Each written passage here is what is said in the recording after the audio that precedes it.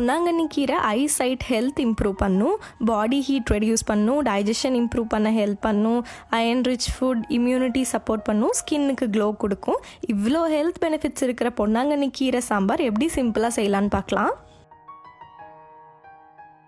முதல்ல 200 கிராம் அளவுக்கு பொன்னாங்கண்ணி கீரை எடுத்து ஆஞ்சி 3 தடவை தண்ணியில் கழுவி எடுத்து வச்சுருக்கேன். இப்போது ஒரு குக்கரில் 1 டம்ளர் அளவுக்கு துவரம் பருப்பு கழுவி சேர்த்துட்டு 3/4 டீஸ்பூன் மஞ்சத்தூள் சேர்த்துட்டு குக்கர் மூடி போட்டு ஒரு 4 விசில் வர வரைக்கும் வச்சு எடுத்துக்கலாம். பருப்பு நல்லா வெந்து வரணும். இப்போ ஒரு கடாயில் 2 டீஸ்பூன் எண்ணெய் சேர்த்துட்டு கடுகு வெந்தயம் எல்லாம் சேர்த்துட்டு நல்லா பொரியணும். நல்லா பொரிஞ்சதும் சின்ன வெங்காயம் ஒரு 15 சேர்த்துட்டு நல்லா பொன்னிறமாக வர வரைக்கும் வதக்கி விட்டுக்கலாம். வெங்காயம் நல்லா பொன்னிறமாக ஆகிற வரைக்கும் ஸ்டவ்வை லோ ஃப்ளேமில் வச்சு லேசாக வதக்கி விட்டுட்டே இருக்கலாம். அப்போ தான் நல்ல வாசனையாகவும் நல்லா ருசியாகவும் இருக்கும்.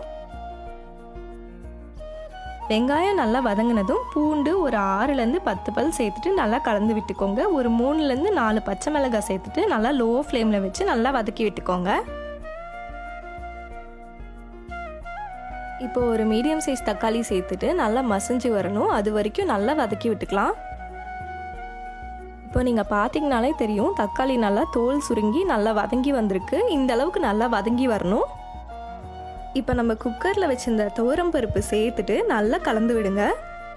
எல்லாம் நல்லா ஒன்று சேர்ந்து வந்து லேசாக கொதிக்க ஆரம்பிக்கணும். அது வரைக்கும் நல்லா கலந்து விட்டுக்கலாம். இப்போ கீரைக்கு தேவையான அளவுக்கு உப்பு சேர்த்துக்கலாம்.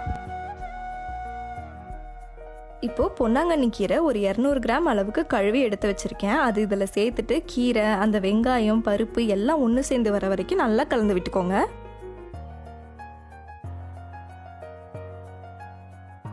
இப்போ கொஞ்சமாக கேப் விட்டு மூடி போட்டு கீரை நல்லா வெந்து வர வரைக்கும் நல்லா வேக வச்சு எடுத்துக்கலாம்.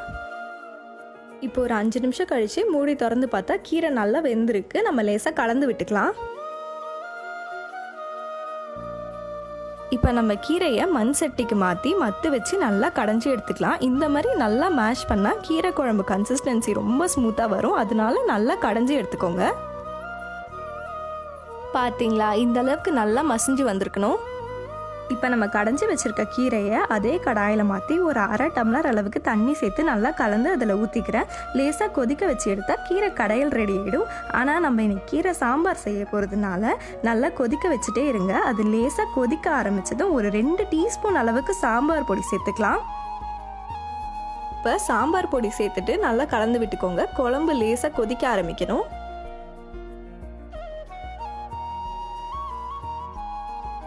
இப்போ சாம்பார் லேசாக கொதிக்க ஆரம்பித்ததும் ஒரு சின்ன நெல்லிக்காய் சைஸ் அளவுக்கு புளி தண்ணி கரைச்சி எடுத்து வச்சுருக்கேன். அது இதில் சேர்த்துக்கலாம். நம்ம கடைசியாக தான் புளி தண்ணி சேர்க்குறோம்.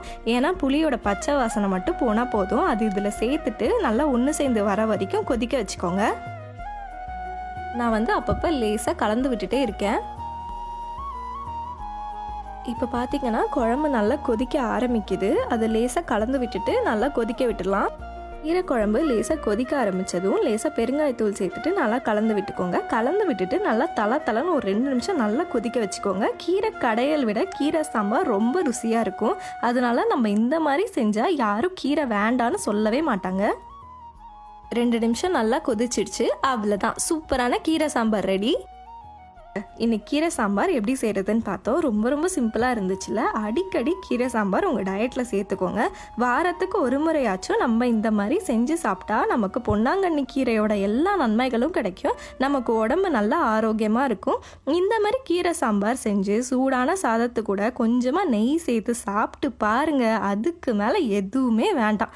கண்டிப்பாக ட்ரை பண்ணி பாருங்கள். மறக்காமல் நம்ம சேனல் சப்ஸ்கிரைப் பண்ணுங்கள். நாளைக்கு ஒரு புது வீடியோவோட மீட் பண்ணுவோம்.